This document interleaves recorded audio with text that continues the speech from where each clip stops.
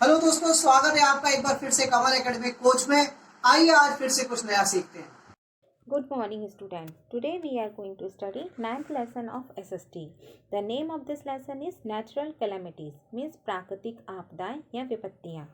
प्रकृति ने इस अर्थ पर लाइफ प्रोवाइड की है। प्रकृति न केवल डिफरेंट लिविंग और नॉन लिविंग थिंग्स की क्रिएटर है, बल्कि इनकी डिस्ट्रॉयर भी है। नेचुरल कैलेमिटीज इन्हीं डिस्ट्रॉयर में से एक है। इन्हें नेचुरल डिसास्टर के नाम से भी जाना जाता है, जैसे floods, drought, earthquake, cyclone, tsunami, landslide and forest fire हैं। ये लाइफ और प्रॉपर्टी को भारी नुकसान पहुंचाते हैं। Understand about this disasters. First we have studied about the earthquake means भूकंप। हमारी अर्थ की क्रस्ट टेक्टोनिक प्लेट्स पर आधारित है।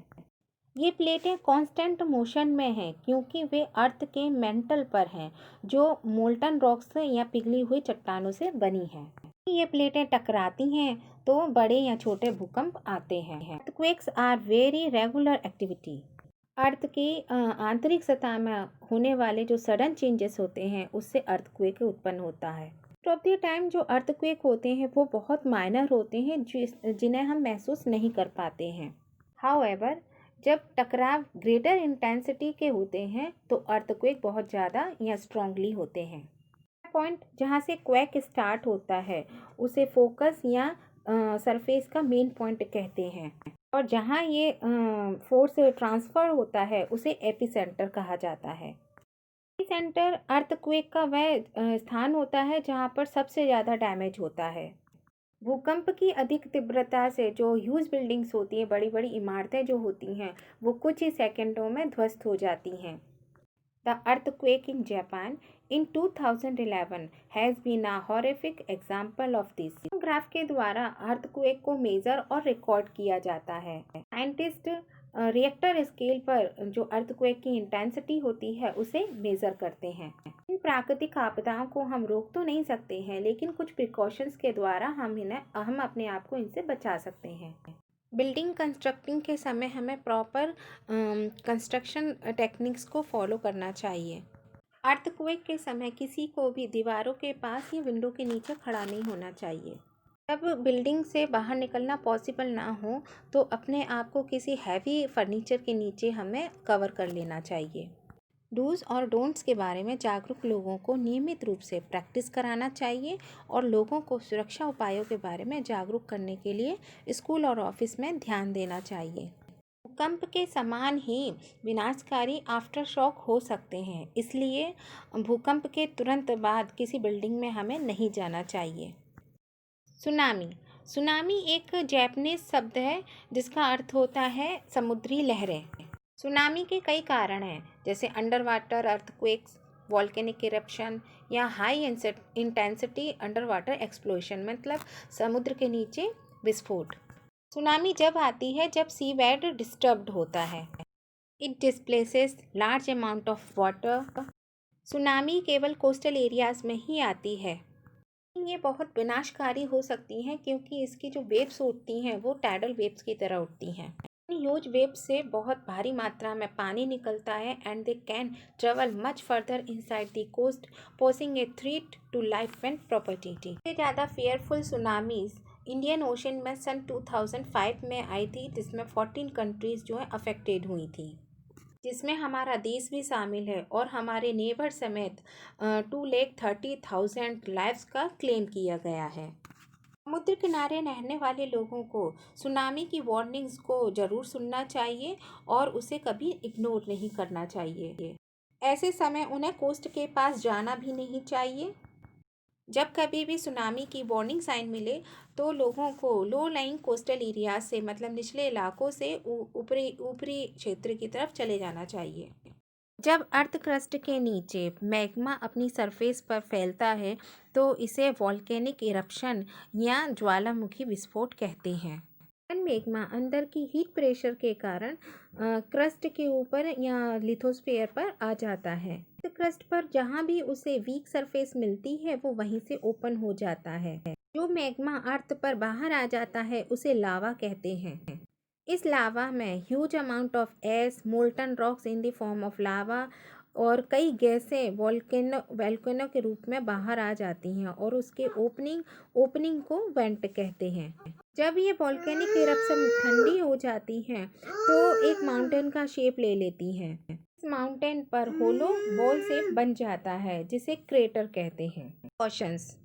हाल ही की वोल्केनिक एक्टिविटीज़ को हैबिटेशन के लिए अवॉइड करना चाहिए। क्वेश्चंस या विस्फोट के संकेत एक्चुअल वोल्केनिक इरप्शन से पहले दिखाई देते हैं। लोगों को चाहिए कि ज्वालामुखी के आसपास के क्षेत्र को तुरंत खाली कर दें। वोल्केनिक इरप्शन के मामले में लोगों के लिए तुरंत निकासी योजना होनी चाहिए। लोगों को रिस्क से अवेयर कराना चाहिए और निकासी प्रक्रिया के दौरान किए जाने वाले उपायों के बारे में उन्हें बताया जाना चाहिए। फ्लड्स मीन्स बाढ़। फ्लड्स जनरली तब आती हैं जब हैवी रेनफॉल होती है। हैवी रेन होने से रिवर्स या नदियाँ ओवरफ्लो हो जाती हैं और आसपास के क्षेत्रों में बाढ़ आ जाती है। अधिक बरसात से सॉइल इरोशन और डिफॉरेस्टेशन होता है।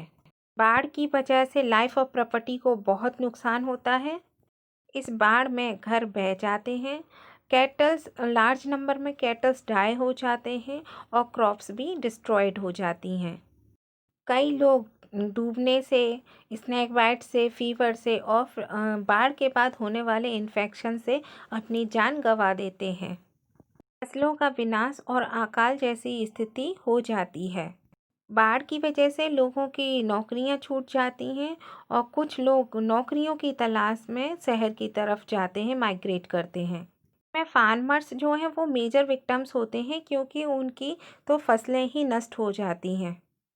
भारत में बिहार, वेस्ट बंगाल और नॉर्थ ईस्टर्न स्टेट्स हर साल हैवी फ्लड्स को सफ़र करती हैं क्योंकि यहाँ गंगा और ब्रह्मपुत्र नदियाँ हर साल ओवरफ्लो हो जाती हैं जिसकी वजह से यहाँ बाढ़ आती है। प्रिकॉशंस। बाढ़ प्रभावित क्षेत्रों को बनाने के दौरान पानी की आवक को देखते हुए उन्हें बनाया जाना चाहिए। ऐसे क्षेत्रों का ड्रेनेज सिस्टम बाढ़ के लिए अधिक एडॉप्टिव बनाया जाना चाहिए ताकि पानी आसानी से निकल सके। आपात स्थिति के मामले में ऐसे क्षेत्रों के लिए एवैक्यूएशन के उपाय पर्याप्त किए जाने चाहिए। Food, water, medicine and other necessary items की एडिक्वेट क्वांटिटीज़ हमेशा इमरजेंसीज के लिए ऐसे एरियाज़ में स्टॉक्ड की जानी चाहिए। ड्रिंकिंग वाटर को यूज़ से पहले ज़रूर उबालना चाहिए। फ्लड प्रोन एरियाज़ के लिए एफॉरेस्टेशन या वनीकरण एक अनिवार्य प्रिकॉशन है। ड्रॉट मीन्स सूखा। ज़्यादा बारिश से बाढ़ आती है जबकि जहाँ बारिश बिल्कुल नहीं होती है या बहुत कम होती है उससे सूखा उत्पन्न होता है। भारत में एग्रीकल्चर जो है मेन ऑक्यूपेशन है। यहाँ की 3/4 पॉपुलेशन जो है वो एग्रीकल्चर फील्ड में इंगेज रहती है। फार्मर्स जून से लेकर सितंबर तक मानसून पर डिपेंड होते हैं क्योंकि मानसून से ही वो अपनी खेती बाड़ी करते हैं। Monsoon provide water for growing crops. Bharat में मानसून की स्थिति निश्चित नहीं है। कभी ये समय से पहले आ जाता है और कभी समय से लेट हो जाता है। इसका रिज़ल्ट ये होता है कि फूड ग्रेन्स की कमी हो जाती है और जो लार्ज नंबर में कैटल्स और पीपल हैं वो पानी की कमी के कारण मरने लगते हैं। प्रिकॉशंस, सावधानियाँ।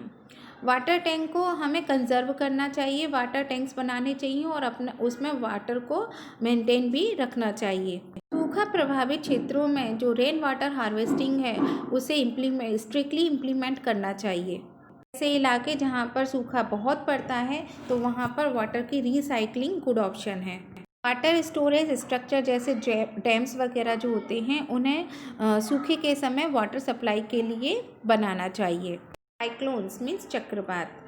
लो प्रेशर सिस्टम के कारण चक्रवात उगते हैं जिसमें जो हवाएं होती है वो बहुत ज़्यादा स्पीड से ट्रेवल करती हैं। भारत में चक्रवात कोस्टल बेल्ट्स के पास आते हैं।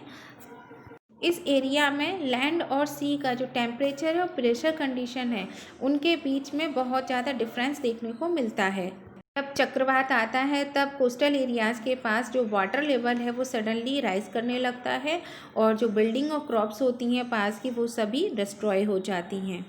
Strong winds 100 kilometre per hour की स्पीड से ट्रैवल करती हैं और अपने साथ में जो रूट होते हैं, जो पेड़ होते हैं, उनको उखाड़ती हुई टेलीफोन लाइन, इलेक्ट्रिक पोल्स, इन सबको डिस्ट्रॉय करती है। जो कुछ भी उनके रास्ते में आते हैं उन सबको वो उखाड़ देती हैं। सबसे ज़्यादा साइक्लोन्स जो हैं वो गुजरात, उड़ीसा, वेस्ट बंगाल और आंध्र प्रदेश के तटीय इलाकों में आते हैं। इन इलाकों में ये जो चक्रवात है वो लाइफ और प्रॉपर्टी को डैमेज करता है। प्रीकॉशंस मीन सावधानियाँ। साइक्लोन प्रोन एरियाज़ में लोगों को वार्न करने के लिए अर्ली वार्निंग सिस्टम जो है इंस्टॉल्ड होना चाहिए। लोगों को साइक्लोन के समय या उससे पहले ही सेफ प्लेस पर चले जाना चाहिए। ऐसे इलाके जहाँ साइक्लोन्स आते हैं वहाँ ट्री प्लांटेशन को बढ़ावा दिया जाना चाहिए, क्योंकि यह साइक्लोन्स का मुकाबला करने में हेल्प करते हैं। So student, I hope you will understand the natural calamities. Thank you. Have a nice day.